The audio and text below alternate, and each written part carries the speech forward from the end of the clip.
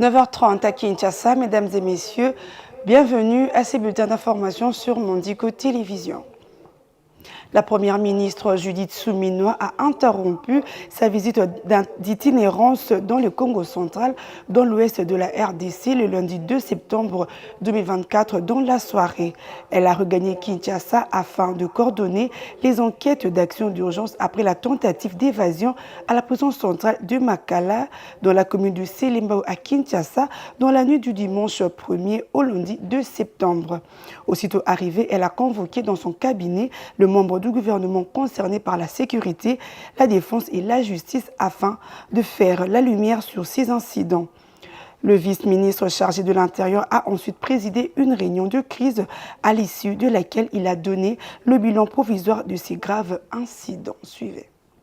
Nous sommes venus faire rapport à Madame le Premier ministre, chef du gouvernement, qui nous avait instruit très tôt matin de mettre en place une commission pour gérer la situation qu'on a connue cette nuit à la prison centrale de Makala.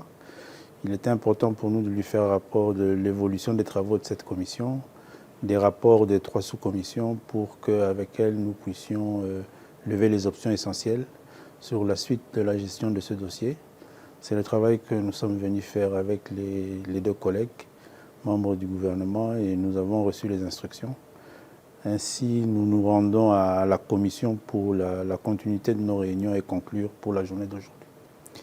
Il faut retenir principalement qu'il s'est passé une situation assez complexe, une tentative d'évasion, qui, Dieu merci, a été contenue par les services de sécurité, police nationale et forces armées, et que pour le moment, nous sommes en train de gérer les urgences. Et que très bientôt, là, il y aura un communiqué officiel du gouvernement qui donnera un peu plus de détails sur la situation. Dans le même chapitre, 19 morts, dont 24 par balle, tel est le bilan de la tentative d'évasion à la prison centrale de Makala à Kinshasa. Et cette tentative a mis en lumière les graves dysfonctionnements du système pénitentiaire en RDC. Un incident tragique qui soulève des questions cruciales sur les conditions de détention de la gestion de prison du pays. Un commentaire de Viningali Junior. 129 morts, dont 24 par balle et les autres par étouffement. Cet incident tragique soulève des questions cruciales sur les conditions de détention et la gestion des prisons dans le pays. Construite pour accueillir 1500 détenus, la prison de Makala en héberge actuellement 10 fois plus. Cette surpopulation extrême est en grande partie due à l'incarcération systématique des prévenus en attente des jugements, une pratique contraire à la loi congolaise qui stipule que la détention doit être une mesure de dernier recours. Le vice-ministre de la Justice, en l'absence de son titulaire, a déploré cette situation, soulignant que la prison devrait être réservée aux condamnés. Les vidéos partagées sur les réseaux sociaux montrent des scènes de chaos et de désespoir, des détenus entassés, suffocants, tandis que d'autres tentent désespérément de sauver des vies. Ces images poignantes illustrent les conditions de vie inhumaines auxquelles sont confrontés les prisonniers. En outre,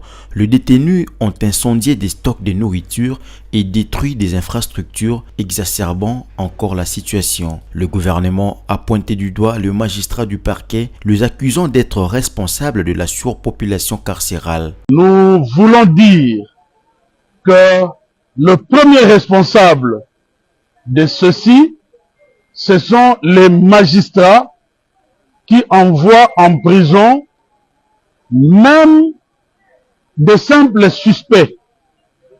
En droit pénal congolais, la liberté est le principe. La détention est une exception. Ce qui veut dire que la prison est en principe faite pour les condamnés.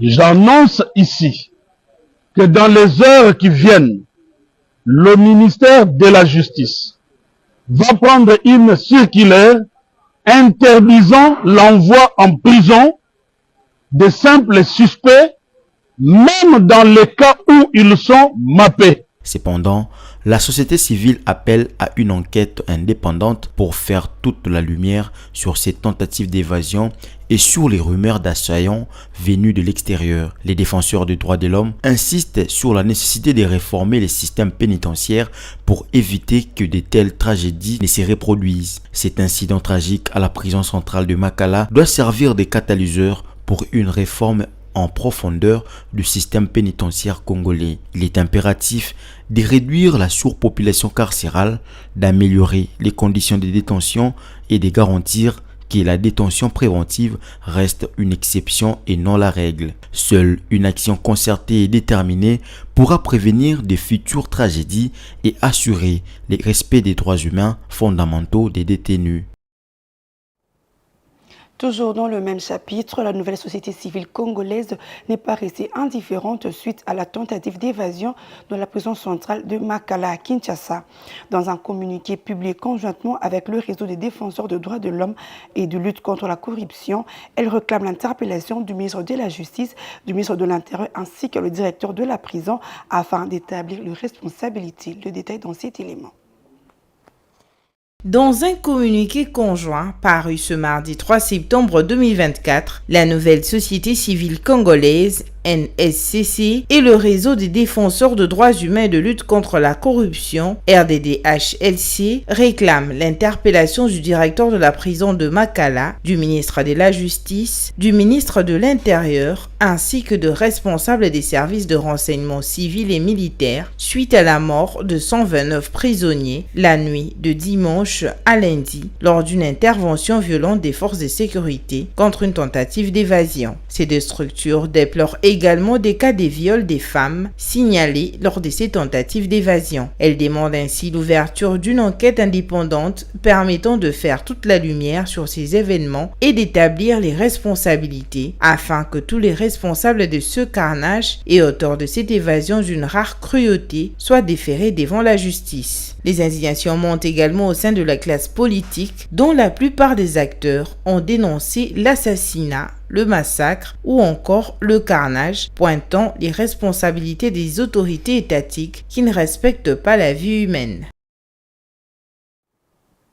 Autre chose à présent pour terminer, la ministre du Genre, Famille et Enfants, Léonie Kandolo, a ouvert la 6e édition du Forum des ministres et chefs de division provinciaux en charge du genre le lundi 2 septembre à Matadi, dans la ville-province du Congo central, placé sous le thème « Accélérer l'investissement sur la promotion du genre, de la famille et de l'enfant ». Meshak Lofaka.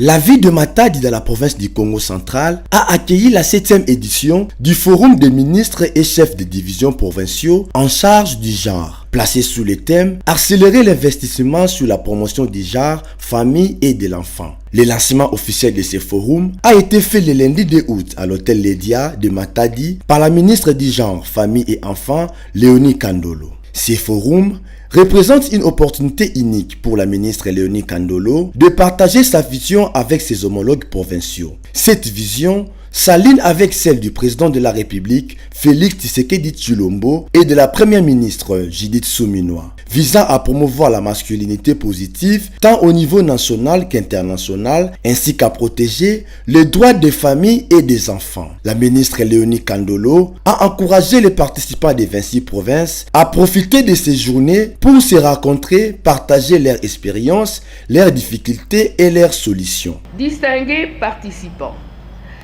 la 7e édition du Forum est pour moi l'occasion de partager avec tous ma vision qui s'inscrit dans la vision nationale évoquée si haut, dans laquelle la famille est le socle de la société genrée dont nous rêvons tous.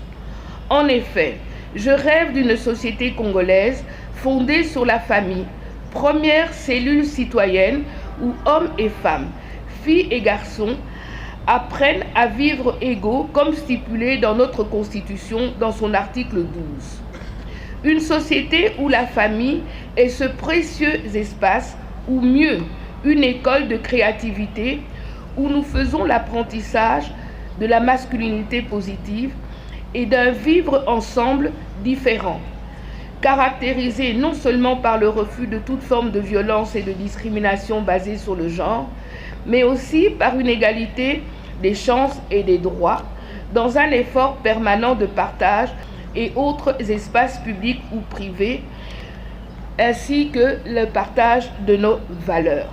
Léonie Kandolo a déployé des efforts pour récompenser les champions de la masculinité positive au sein des institutions, des entreprises publiques et dans les communautés locales.